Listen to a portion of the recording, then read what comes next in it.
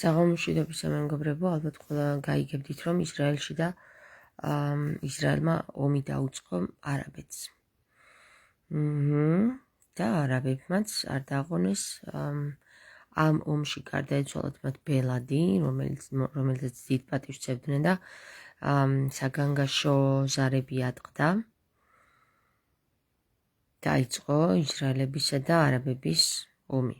ამას გამოეხმაურა შემდეგ პუტინიც, რა ვიცი, ყველა თითქმის და ეხლა საინტერესო რა არის იცით მეგობრებო, ისრაელში მცხოვრები ქართველები დგანან და რაღაცა ვიდეოებს წერენ, რომ აი ისრაელი ძალიან ძლიერი და ჭკვიანი ქვეყანაა და ისა და ისა და ტყუილად არ დაიწყებდა ომს და მას ექნებოდა წინასწარი მომზადება და ასე შემდეგ და ასე შემდეგ და არ ვიცი ესეთი ბრმადაყრუ ქართველები ალბათ რომელიც ისრაელში ფულის გამო არიან და ისრაელში ცხოვრობენ, იქ უნდა დარჩნენ იმათთან ერთად, ალბათ ეგრეა საჭირო. სხვა ქართველებს კიდე მოგიწოდებთ, რომ წამოხვიდეთ საქართველოში და თქვენს მიწა-წყალზე დაეყაროთ, მოუაროთ თქვენს მიწა-წყალს. ისრაელის განადგურება დაიწყო და ისრაელი აბსოლუტურად გაცამტვერდება, ან ქვაზე არ დარჩება, როგორც ქრისტემ თქვა.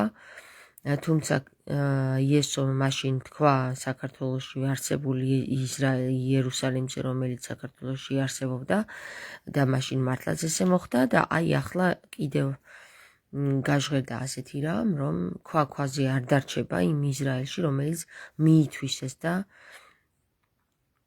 მიისაკუთრეს როგორც თავისი მიწა-წყალი, როგორც ისრაელი, როგორც ქრისტეს ქვეყანა და ასე შემდეგ. მეგობრებო, მე მინდა გითხრათ, რომ ამინ, ამენით იესო ქრისტეს ვთხოვ, რომ აი ეს ქვეყანა, ამ ქვეყანაში მცხოვრები აბსოლუტურად ყველა თვითმარქვია ადამიანი მიწასთან გაასწოროს. აი ამას ვთხოვ მე უფალ მამაზე ციერს, ეხლა აი ამ ენით, ამ წამს.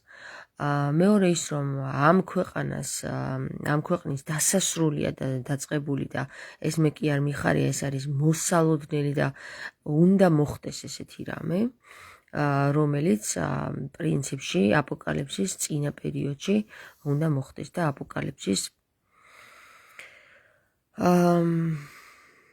პირობა, ესეთი პირობა არის, რომ აბსოლუტურად თუ გონს არ მოიგებიან აი ეს ჩემისები უკაცრავად,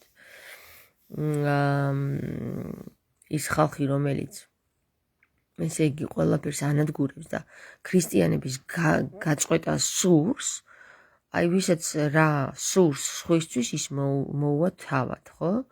და მეორე ის, რომ არაერთი ვიდეო დავპოსტე ახლა ჩემს გვერდზე, სადაც ისინი საუბრობენ, აი ეს მე კიდევ ერთხელ გაგიმეორებთ, არ მაქვს ყველა ებრაელზე საკითხი, არ მაქვს მე იმ ებრაელებზე, რომლებიც საერთოდ არაფერ შუაში არ არიან პოლიტიკურ თვალსაზრისით, არამედ მე იმ ებრაელებზე მაქვს საკითხი, რომელიც პოლიტიკურ თვალსაზრისით და ვაჭრული თვალსაზრისით, აი ამ მასონთა კლანებს წარმოადგენენ და ისინი მთლიანად ისრაელს აწარმოებენ. ესე იგი, მე ამ ხალხზე მაქვს საუბარი, ისინი ყველანი განადგურდებიან, აბსოლუტურად მამაზე ცირი ამას არ დაუშვებს, რომ ისინი დაარჩნენ ამ დედამიწაზე, იმიტომ რომ უკვე მოსულია დრო, როდესაც ჩვენ მალე უნდა ვიხილოთ იესო ქრისტე და ამისათვის მამაზე ცირი ამზადებს დედამიწის იმ ვითარებას, რომელიც წესით უნდა ის ხალხი იყოს მხოლოდ დარჩენილი, რომელიც გონს უნდა მოეგოს. გონს ვინც ვერ ეგება, მეგობრებო, ისინი აუცილებლად მიწას გაეგებიან, თუ გონს ვერ ეგებიან. ამიტომ დაიმახსოვრეთ ძალიან კარგად, გადაეცით მეგობრებს და უთხარით, რომ ძალიან ბევრი ებრაელი გონს მოვა. აი აქ უკვე გაჟღერდა და ვიდეოებიც დაიდო სოციალურ სფეროში, რომ გონს მოსული ებრაელები თავიანთ დროშას ფეხით ადგენენ და მოითხოვენ, ესე იგი, იმ ხალხის გათავისუფლებას, რომლებიც ისრაელიტებს ძევლად ყავთ აყვანილი და გონს მოგებას. მე მინდა გითხრათ, რომ ძალიან ბევრი ებრაელი ახლა გონს მოეგება და მართლაც იესო ქრისტეს აღიარებს როგორც მესიას და არა როგორც თვითმარქვია ადამიანს, როგორც დღემდე სჯერათ მაგათ. და ისინი შეუერთდებიან იესო ქრისტეს, ამენით იესო ქრისტე და კვლავ გეტყვით იმას, რომ ყველა ის იუდეველი, რომელიც ჯერ კიდევ ესე იგი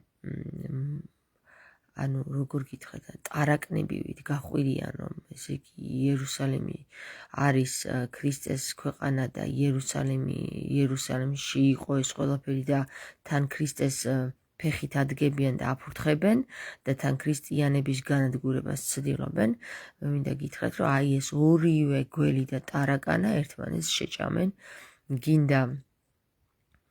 გინდა არაბი მუსლიმები, რომლებიც ქრისტიანებს ავიწროვებენ და გინდა ებრაელები, რომლებიც ქრისტიანებს დასანახად ვერ იტანენ. აი ეს ორივე ერთმანეთს დასცხებს და გაანადგურებს ერთმანეთს, როგორც ვითარცა ცეცხლი ამასოფლისა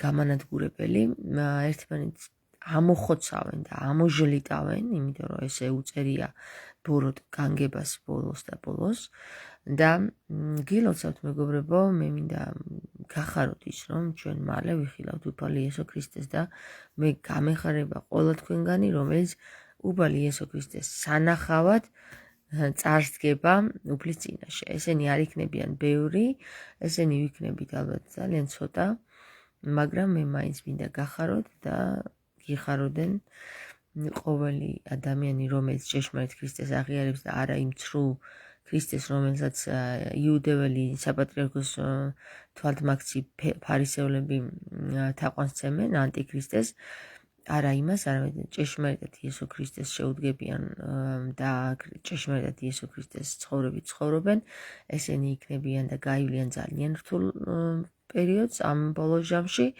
თუმცა ისინი იხილავენ იესო ქრისტეს, რამე თუ ისინი გამოიჯრდობიან აი ამ ყველა ვითარებაში, რომელიც ახლა დაიწყო და მინდა გითხრათ, რომ ეს ომი არის გარდამწყვეტი ომი, გარდამწყვეტი კი არა და გადამწყვეტი ომი, რომელიც დასრულდება მხოლოდ იმით, რომ გაანადგურებს ყველაფერს უშნოს, მახინჯს და სნეულს.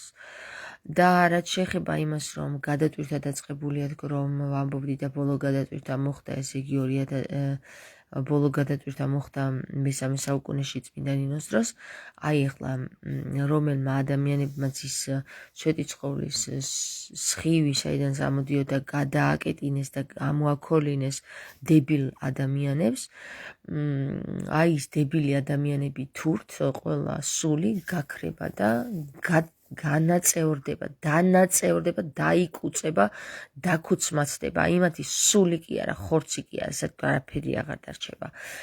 და რატო ხდება ეს მეგობრებო? განა იმიტომ, რომ ჩვენ გვიხარია ამის გაკეთება, რომ ხედავთ ადამიანებს მკვდარს, არამედ იმიტომ, რომ ადამიანები, რომლებიც გონს ვერ მოდიან და აბსოლუტური სულიერები დაკარგულები არიან, სულ დაკარგულები არიან, რომელთაც საერთოდ არანაირი მნიშვნელობა აღარ გააჩნია ამ დედამიწაზე, გარდა იმისა, რომ ისინი მავნებელ მასას წარმოადგენენ.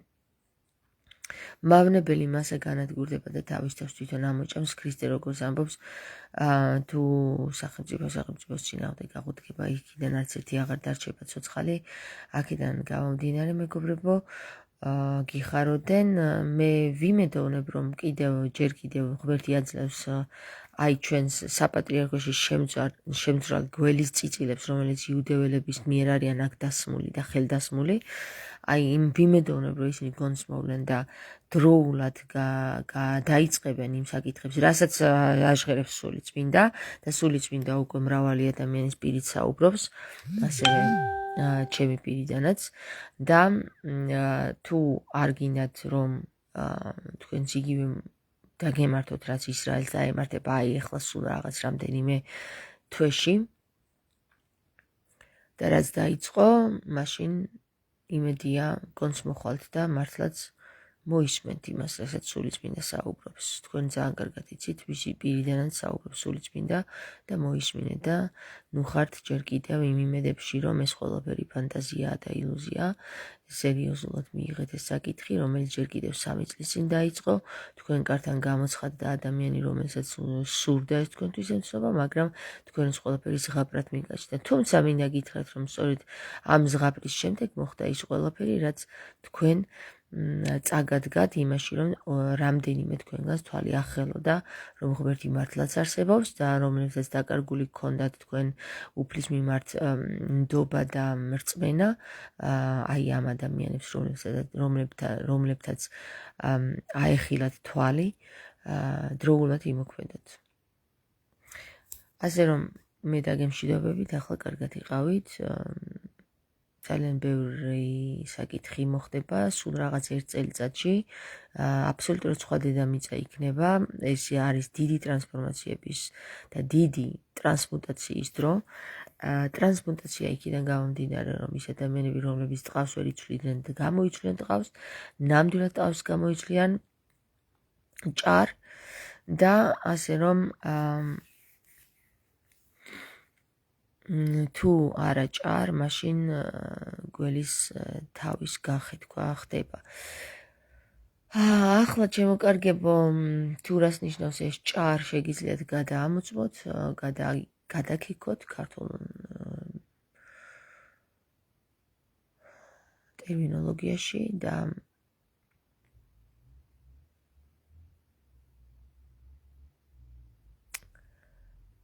დროულად გამოფხიზადეთ.